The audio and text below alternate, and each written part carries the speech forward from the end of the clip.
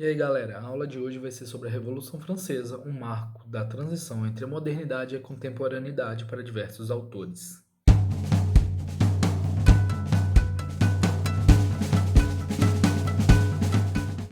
Para a gente compreender a Revolução Francesa, a gente tem que entender principalmente o contexto da França naquele período. A França, neste período, é um marco do absolutismo monárquico, da centralização do poder na mão do rei, tendo como exemplo Luís XIV, o Rei Sol, que vai construir o Palácio de Versalhes. Bom, para a gente entender essa sociedade, essa construção social da França neste período, é bom que a gente tenha em mente que a França era dividida em 3 estados. O primeiro estado é formado pelo clero, o segundo pela nobreza, e esses 2 primeiros estados estavam isentos de impostos. Esses estados, eles tinham privilégios, como maior acesso à terra, a isenção de impostos. E quem bancava isso? Quem bancava os luxos dessa nobreza? O terceiro estado. O terceiro estado que era formado pela população comum, como a burguesia, os camponeses, os artesãos. Esta população que bancava os luxos do primeiro e segundo estado, tendo sempre que lembrar que o poder era centralizador, o poder estava sempre focado na mão do rei. O rei queria controlar toda essa sociedade. Além disto, nesse período, o que a gente tem que ter em mente é que a França está vivendo uma grande crise. Ela vive uma crise produtiva no campo. Alguns autores vão falar que ocorreu uma grande geada, mas o importante é que a produção agrícola da França entra em declínio nesse período, que leva a uma fome às camadas mais abastadas da sociedade. Um exemplo disso, que é uma frase atribuída a Maria Antonieta, mas eu não tenho certeza se é uma frase verídica, mas ela é boa para exemplificar o exemplo do absolutismo monárquico, é que atribuem a Maria Antonieta a frase: se não tem pão, coma brioche. Bom, brioche é um tipo de pãozinho, ele é bem mais caro que o pão comum. Se a população comum não está tendo dinheiro para comprar pão normal, esse pão convencional, eles vão ter dinheiro para comprar brioches? Não. Isso é um exemplo que aquela classe, aquela elite não tinha a menor noção do que acontecia diante das camadas populares. E outro exemplo era o endividamento que a França estava tendo. A França estava bem endividada economicamente, ela tinha diversos problemas econômicos. A França tinha entrado em diversas guerras que ela tinha perdido, por exemplo, guerras contra a Inglaterra, e ela ainda estava oferecendo apoio político e militar e econômico à independência dos Estados Unidos, o que estava abalando a população comum. Bom, esses exageros econômicos que a França tinha nesse período, com bancando os luxos do primeiro e segundo estado e com esses gastos militares, levaram a França a precisar de arrecadar mais dinheiro. Para isso, o rei do período, Luís XVI, vai convocar as assembleias estaduais, os estados, para votar numa nova arrecadação. Bom, a população comum deste período vai começar a solicitar que a França comece agora a cobrar, a taxar impostos do primeiro e do segundo estado. Primeiro e segundo estados que estavam unidos, então eles jamais iriam aceitar pagar impostos para aquela população comum.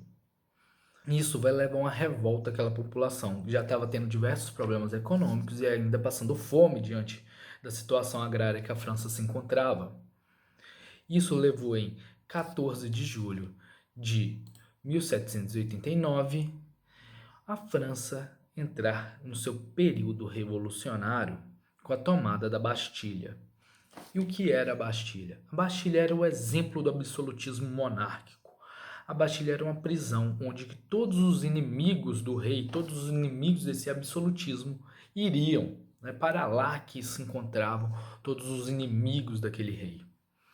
Em paralelo a isso, no campo, a população agrária começa também a se revoltar num período que a gente chama de Grande Medo. Esse período de Grande Medo, Ele é conhecido entre julho e agosto de 1789, onde grande parte da população rural começa a invadir e saquear aquelas terras da aristocracia, daquela nobreza. E muitos daqueles saques levavam à morte aqueles senhores, aqueles aristocratas. Este é o primórdio da Revolução Francesa. Bom, após esse período revoltoso, surge uma Assembleia Constituinte em 4 de agosto de 1789. Essa Assembleia Constituinte que surge o ideal de direita e esquerda, sendo que na direita se sentavam girondinos, membros mais conservadores dos ideais revolucionários, e à esquerda se encontravam jacobinos, que eram os membros mais revoltosos, também conhecidos como sans-culottes, por causa das calças que eles utilizavam neste período. E ao centro, centralizado neste meio de debate, estavam pântano ou planícies. E eles têm esse apelido por causa que eles lembravam um sapo no brejo, pois eles ficavam levantando a cabeça durante os debates para ver como que estava, quem estava ganhando os debates. Por isso esse apelido. Então esse ideal de direita e esquerda que a gente segue nos dias atuais, até os dias de hoje, vem deste período, desse ideal da Revolução Francesa.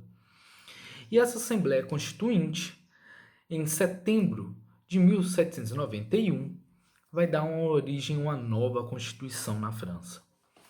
E essa Constituição tem por característica certos ideais iluministas voltados como Rousseau, Voltaire, Montesquieu, sendo eles ideais como a Declaração dos Direitos do Homem e do Cidadão, igualdade civil e jurídica, garantir a propriedade privada, todos têm direitos e igualdades legais, ou seja, todos deveriam pagar impostos. Esses ideais, que vão influenciar posteriormente muitas constituições, vêm daí, desses ideais, desta Constituição. Tudo bem? Bom, neste período também a gente tem que ver que diversos países, como a Áustria e a Prússia, vão declarar guerra à França por depor Luís XVI do trono, com medo também que ocorra diversos movimentos revolucionários dentro de seus países. Tanto que a Áustria e a Prússia vão apoiar veementemente o processo de retomada do poder por Luís XVI. Durante esse período, Luís XVI trama, com apoio da Áustria e da Prússia, retomar o poder dentro da França. E girondinos e jacobinos ficam cientes deste processo, deste movimento, o que vai apoiar posteriormente a iniciativa de um governo revolucionário jacobino conhecido como a Primeira República Francesa. Bom, após a Assembleia Constituinte assegurando essa nova Constituição, vai dar-se início à Primeira República Francesa, a República Jacobina. Durante esse primeiro período da República Jacobina, Luís XVI, que tentava reacender o trono com apoio da Áustria e da Prússia, vai ser preso, julgado e guilhotinado. A guilhotina nesse período vai ser o exemplo de julgamento e de punição por ser considerado uma morte limpa. Não sei se é muito válido, mas para eles fazia sentido neste período. Além do mais, durante esse período, vai ser um período de vitória contra esses dois países, a Áustria e a Prússia, que tinham medo desse movimento revolucionário que estava pondo fim ao regime absolutista na França.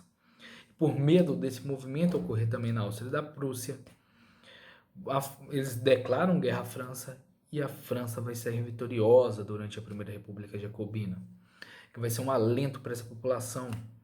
Durante a Primeira República Jacobina também vai ter uma modernização econômica. A França agora vai começar a adentrar num modelo voltado para o capitalismo, com apoio maior da burguesia.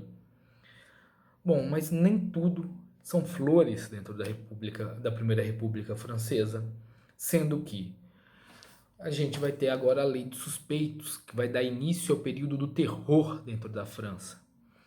Este período do terror é chamado assim por causa que em cerca de 14 meses foram 17 mil mortos pela guilhotina.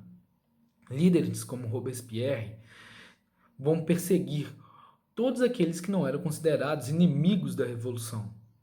Todos aqueles que eram considerados os inimigos da Revolução Francesa seriam agora julgados e levados à guilhotina, o que vai levar a população comum a um medo de morrer pela guilhotina.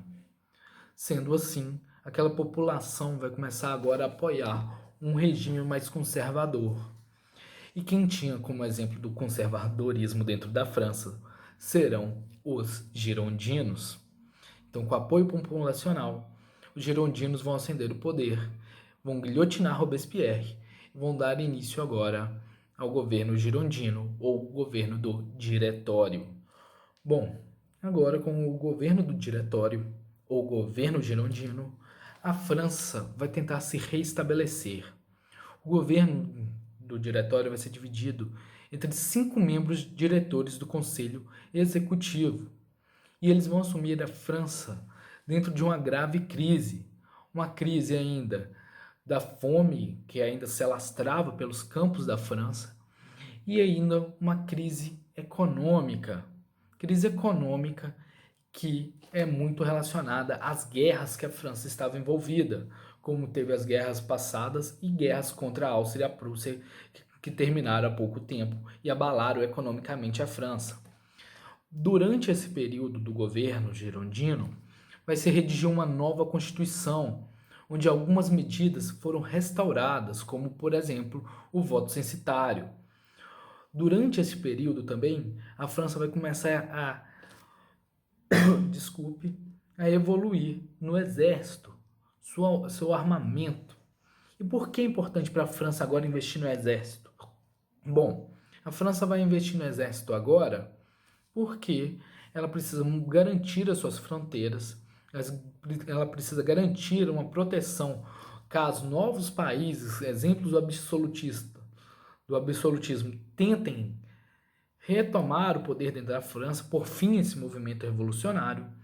E, além do mais, a França precisa controlar aqueles movimentos revoltosos que ocorriam ainda dentro da França, como, por exemplo, os jacobinos que tentavam sempre ficar reassumindo o poder ali dentro. Dentro desse conceito militar começa a surgir a figura de Napoleão Bonaparte. Bom, para quem não conhece, Napoleão Bonaparte ele vai ser um exemplo de general.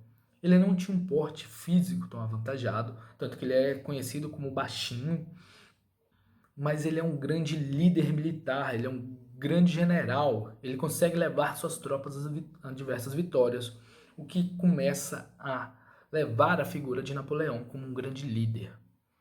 O que leva em 18 de Brumário, Napoleão dar um golpe e instaurar agora um novo governo e dar início agora a um novo período, uma era napoleônica.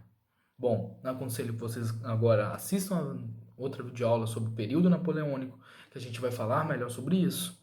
Até a próxima. Valeu, galera. Até mais. Tchau.